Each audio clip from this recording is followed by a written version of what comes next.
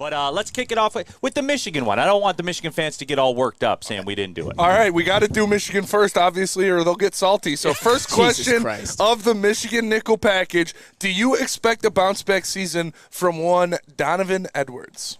I do, because he has to. Because I have them going 10-2, and if he doesn't, they're not going to go 10-2. We saw what he was able to do in his second year at Michigan, his first year of getting real playoff time. We saw him in open space against Penn State, juke that Penn State DB out of his shoes. We saw him hit the holes against Ohio State twice for 275-plus yard runs where he outran the entire Ohio State defense and took their hearts. We saw him in a big run against Purdue in the Big Ten championship game to a 25-yarder where he broke 5 tackles on the way to the end zone. But last season, something that just did not seem right. He seemed like he was pressing. He wasn't breaking any tackles. He wasn't hitting the holes. It seemed like he lost a step. What do you attribute that to?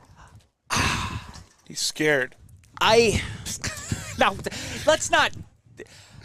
Never mind. Keep going. No, I like that. No, Here's the thing. I think at the very beginning of the season, he probably saw himself as in a tandem with Blake Corum. But obviously, the coaching staff trusted Blake Corum a lot more. And I think justifiably so. Absolutely. And Donovan Edwards, he was pressing. I think he was pressing, and I think maybe he might have been a little bit banged up. I mean, another big telling sign was that Michigan did not trust him in short yardage situations at all. It was Blake Corum and Blake Corum only. Last season, nobody could turn a 2nd and 7 into a 3rd and 5 quite like Donovan Edwards. But my point is that now that he has the entire backfield to himself, I know Khalil Mullings is solid, but Donovan Edwards is El Capitano. He's RB1. Don't say Mullins is solid. He's not solid. He is solid. He's solid. He's so mid. He was at times more reliable than Donovan Edwards last year. That's fact.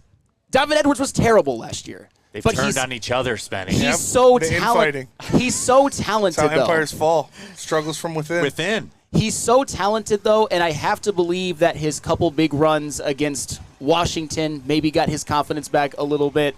And he's going to carry this over into this year. Donovan Edwards. Hey, the Don. He was really damn good those couple games as a sophomore. It just all fell off the wheels. But no, yes, I believe he will have a breakout year. I guess define bounce back, right? Because the granular Michigan fan 1,000 yards.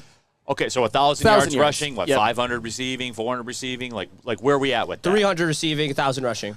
Oh! Okay. Yeah.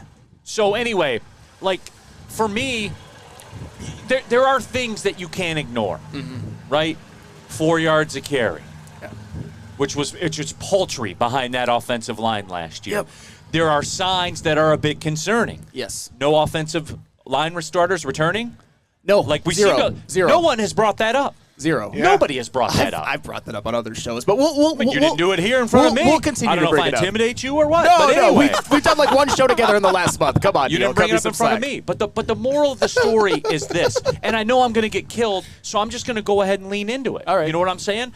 It's fair to have questions about Donovan Edwards. Oh. It's fair. You can give me all this grandiose what you think he might be, and he's had moments certainly. Yeah. But now it's him on a day in and day out basis. That's what it is, at least to start. I can't kill you for that. And that 4.2 yards per carry, it was heavily inflated by that national championship game. What he did before the national championship game was under 4. He was the most disappointing player in all of college football. Chuck Brewer said he'll be RB3 by the end of the season. That's not true. I mean, if it is, then he will have been basically a one-year wonder, and that's it.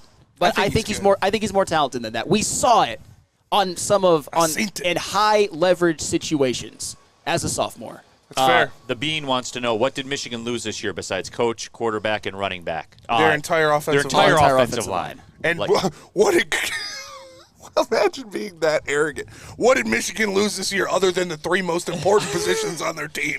All right, let's go to the second question of the Michigan nickel package. Hold on. Is it fair? Is it fair that I have questions and I'm not just, go bet him to win the Heisman? It's fair. I'm not going to bet him to win the Heisman, but I think he'll have a good year. I like Donovan Edwards. Well, if you did, you'll get plus 100,000? $40 million. Yeah. It's big. He ain't win the Heisman. It's okay to have doubts. He has never proved that he could be a workhorse running back. That's fair. Z Digital, Edwards Heisman season loading. Then go ahead and bet on it. Place the bet.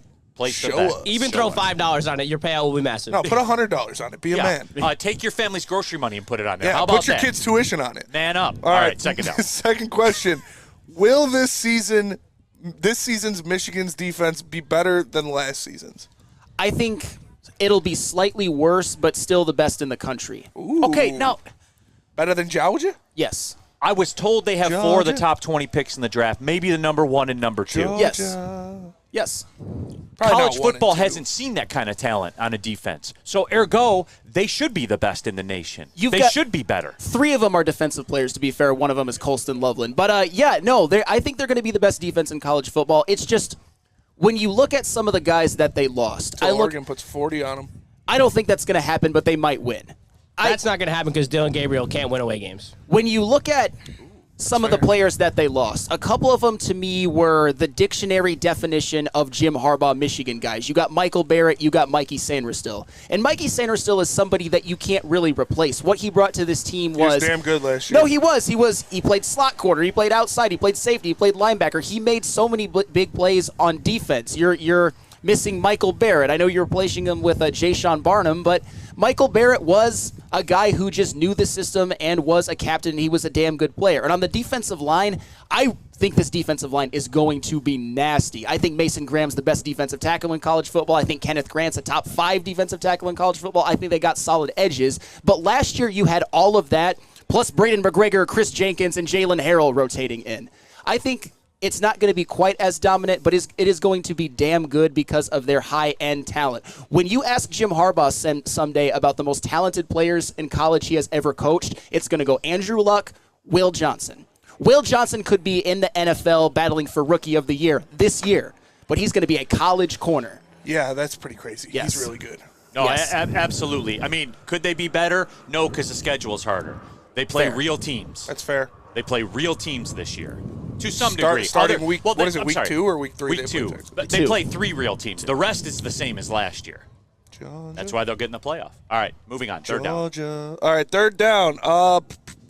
How many first-team All-Americans will the 2024 Michigan team have? What is it? 22. Team number 175? Well, or if what? I don't say 22, then I'm a quote MSUer on the panel. Okay, Yeah. okay. That's what I was. Crazy clown. 3 MSUers getting chippy on the panel. He doesn't even I'm the only Michigan State fan here. Guys, Michigan State isn't even Boston College Hey, in the college football. Relax. Sorry, bro. We're beating They're Boston not. College. you might beat Boston better College. believe it.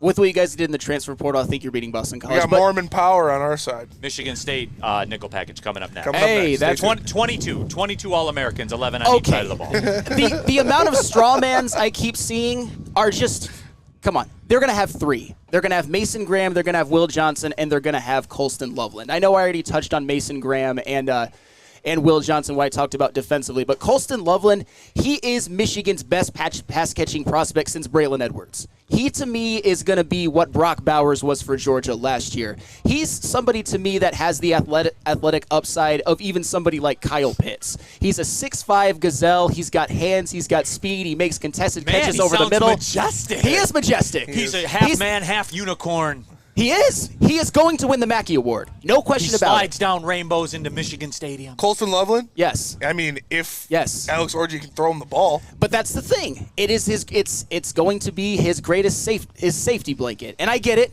You're only as good as your quarterback is, but I think he's going to be the most targeted Michigan player by a mile. He should be. Absolutely.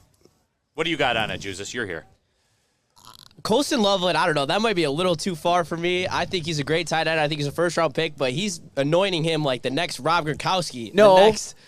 The Brock next Bowers. Brock Bowers. He's the next Brock but Bowers. Bowers was an unreal tight end last year, making play on play on play. I don't see the same skill set out of Colston Loveland. I think they're different types of tight ends, and I think that he's more of a safety blanket more than Brock Bowers is a playmaker. Okay, but he was mossing dudes as a freshman in the Big Ten championship game. Colston Loveland's pretty similar to Brock Bowers to me. Like, athletic ability, play style.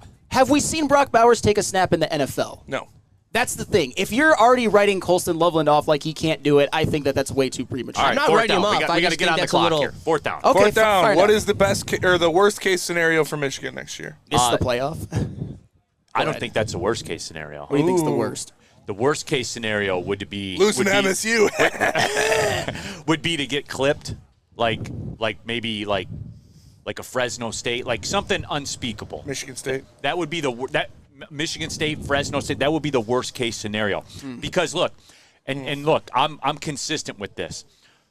Jerome Moore is up against it, He is. He is up against it. He's fighting uphill. All the allegation stuff is still going on. All of it. And you know how Michigan fans are, man. And if he loses one of these games he's not supposed to, that's when the wheels will fall off. That's when you guys have proven that as a fan base. You've proven that as a fan base in the past. Maybe Fresno State. Maybe pick your rest of your schedule. Fresno State, Indiana, Minnesota, something like that. All right, and that to me will mean that they miss the playoffs. And I get it, having one of those bad losses, it's really, really jarring. I would personally really hate it if Michigan lost to Michigan State at home. I think that would be pretty crappy for me and us fans. But to me, it's just about if you miss the playoffs, that's the worst case scenario. If you go like 7-5, 8-4, if you lose all of your big games and you lose to someone you're not supposed to, would be a disappointing year for sure. All right, fifth down. All right, fifth down. Best case scenario for the Michigan Wolverines next year. Win a game in the playoff. You do that, Jerome Moore's safe, everything's cool, it's business as usual, and everything's good. I would say best case scenario, you get into the playoff, Alex Orji turns into a good quarterback or maybe even a revelation. The offensive line comes back together. He's out here. Under the tutelage of one Sharon Moore and actually plays pretty well. You've had guys who've got snaps, just not starters, and they get a couple favorable matchups in the college football playoff, and they have a chance to repeat. I'm not saying it's going to happen. I don't think they can beat Georgia. I don't think they can beat Oregon on a neutral field. But any other team, any given day, I think Michigan can get the win. It would take a lot of unknowns to become knowns and to become good, but if you get favorable matchups, if Georgia takes an upset or something like that, it's all about matchups, man. Playoffs, anything can happen. Yeah. And I would say Michigan at plus money to get in the playoff, I'm damn near ready to give that a get right. Give it a ride. I am. I'm damn near ready to give that as a get right because they can go 0-3 against the three teams they play with at Pulse, and they're in. They're getting in. Spenny. That would be dependent on how other teams play out. If they lose all three of those games, they would need help from other teams. I told you how this is going to go. They're going to get credit for playing them. That's why the teams are. You don't have to win. Yeah, them. but like You Ole just Miss have to play plays 'em. teams like that all year. So if Ole Miss has a pretty light schedule. If they only have 2 losses, though, they're going to jump Michigan over them. 100% they will. I disagree with 100%. They're 100% they will, Spenny. Okay, sit back and watch.